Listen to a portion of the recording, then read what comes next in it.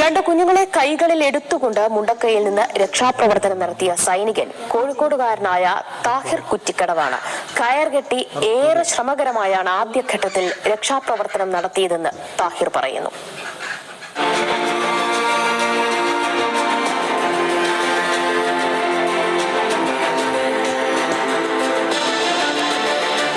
മനുഷ്യരെ നമ്മൾ ഈ ദുരന്തത്തിൽ ഹൃദയത്തോട് ചേർത്ത് വെക്കുന്നുണ്ട്. അങ്ങനെ നമ്മളെല്ലാവരും കണ്ട ഒരു ദൃശ്യത്തിൽ നമുക്ക് ഉള്ള ഒരാളാണ് എനിക്കൊപ്പം ഉള്ളത്.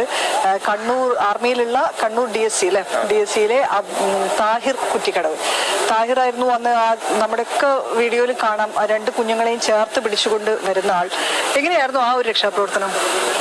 ഞങ്ങളന്ന് എത്ര മണിക്ക് രാവിലെ അവിടെ എത്തിയപ്പോൾ ടി എസ്റ്റേറ്റ് എന്ന് പറഞ്ഞാൽ പിന്നെ വെള്ളത്തായിട്ട് കൊണ്ടുപോയ സ്ഥലമുണ്ടല്ലോ, അവിടെ പോയി.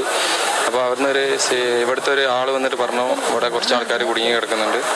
അങ്ങനെ ഞങ്ങൾ ടീം DSC സെൻ്ററിൽ ഒരു 10-25 ആൾക്കാർ അങ്ങോട്ട് പോയി. അവിടെ 100 പേര് അവിടെ ഉണ്ടായിരുന്നു. 100 പേര് അതിൽ കുട്ടികൾ ഒരുപാട് ചെറിയ കുട്ടികളായിക്കോട്ടെ, വലിയ കുട്ടികൾ, പിന്നെ അവരുടെ അമ്മമാർ എല്ലാവരും ഉണ്ടായിരുന്നു. അങ്ങനെ അവരെ ഞങ്ങൾ അവിടുന്ന് നടത്തി ഇവിടെ വരെ കൊണ്ടുവന്ന് നമ്മൾ അന്ന് പാലം പണിതില്ല. പണി മുതൽ ആ ചെറിയ പാലാണല്ലോ, ഞങ്ങൾ മറ്റേ ഈ സൈഡിൽ കൂടി ഒരു പാലുണ്ടല്ലോ, അവിടെ എല്ലാവരും ഇക്കട്ടാക്കി എത്ര ആളെ അവിടുന്ന് കൗണ്ട് ചെയ്ത് മക്കളെ ഫസ്റ്റത്തെ 2 കുട്ടികളെ ഞാനാണ് എടുത്തിരുന്നത്. അപ്പോൾ അമ്മ കൂടെ ഉണ്ടായിരുന്നു. അപ്പോൾ അമ്മക്കൊരു ചെറിയ പേടി ഉണ്ടായിരുന്നു, കണ്ണൊക്കെ നിറഞ്ഞിട്ടുണ്ടായിരുന്നു. അപ്പോൾ ഞാൻ 2 കുട്ടികൾ 2 കയ്യിൽ എടുത്തിട്ടാണ് അതിലങ്ങനെ നടന്നു പോയത്. സഹോദരങ്ങളായിരുന്നു കുഞ്ഞുങ്ങളെ? അല്ല, സഹോദരങ്ങളല്ല, അവരാ 2 ആൾക്കാരുണ്ടായിരുന്നു അവിടെ. മക്കൾക്ക് അറിഞ്ഞോ ആ പരിചയമില്ലാത്ത ആളായിരുന്നു? കാരണം പിന്നെ അവർ അത്രയും ഭീതിയുള്ള ഒരു സാഹചര്യത്തിൽ അവിടെയാണ് കടന്നു പോവുകയും ചെയ്തത്. ഒരുപാട് കുട്ടികളെ ഞാൻ അങ്ങനെ കൊണ്ടുപോയിട്ടുണ്ട്. കുറച്ച് ആൾക്കാർക്ക് അറിഞ്ഞിട്ടുണ്ട്, കുറച്ച് ആൾക്കാർക്ക് അറിഞ്ഞിട്ടില്ല. പിന്നെ അപ്പുറത്തെത്തിയപ്പോൾ അമ്മമാരൊക്കെ കയ്യിൽ കൊടുത്തു, അവർ പിന്നെ പറഞ്ഞയച്ചു, ക്യാമ്പിലേക്ക് പറഞ്ഞയച്ചു. ഇത് ശരിക്കും ഒരു വല്ലാത്തൊരു അനുഭവം. നിങ്ങളിപ്പം ആർമിയിലാണെങ്കിൽ ഇതിന് മുൻപ് ഇത്തരത്തിലുള്ള ഒരു അനുഭവത്തിലൂടെ കടന്നു പോയിട്ടുണ്ട്, ഇങ്ങനെ ഒരു ദുരന്തം, വലിയ ദുരന്തം? ഞാൻ 5-8 വർഷം കാശ്മീരിലായിരുന്നു. ഇപ്പോഴാണ് എനിക്ക് കണ്ണൂരേക്ക് പോസ്റ്റിംഗ് കിട്ടി. അവിടെ പിന്നെ ഫുള്ള് ഐസും കാര്യങ്ങളും, പിന്നെ QRTയിലൊക്കെ ആയിരുന്നു ഞാൻ ഉണ്ടായിരുന്നത് അധികം. അത് വേറെ അങ്ങനത്തെ അവിടെ ഈ വെള്ളത്തിന്റെ പ്രശ്നമോ കാര്യങ്ങളോ ഒന്നും ഇല്ലല്ലോ.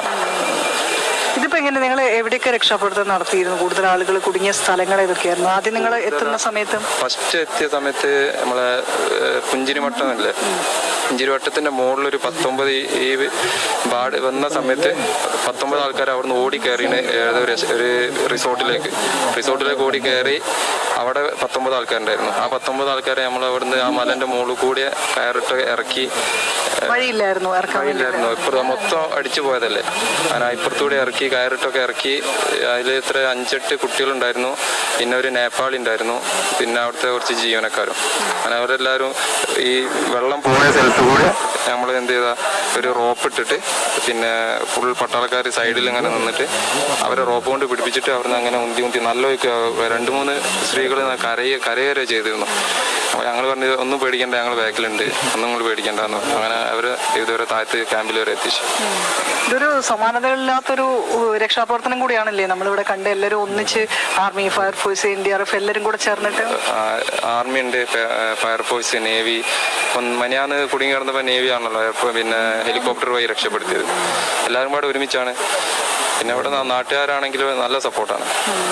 എന്തായാലും താഹിർ പറഞ്ഞതുപോലെ തന്നെ വലിയ വിഷമം ഉണ്ടാക്കുന്ന കാര്യമാണ്. അവർക്ക് ഒരുപാട് ട്രെയിനിങ്ങും മാനസികമായിട്ടും ശാരീരികമായിട്ടും ഒരുപാട് ട്രെയിനിങ് കൊടുക്കുന്ന ആളുകളാണ്. പക്ഷെ എന്നിരുന്നാൽ പോലും ഇത്തരം സന്ദർഭങ്ങളിൽ മനസ്സിൽ ഒരു വലിയ ഒരു വിഷമം തന്നെ തോന്നുന്നു എന്നുള്ളതാണ്.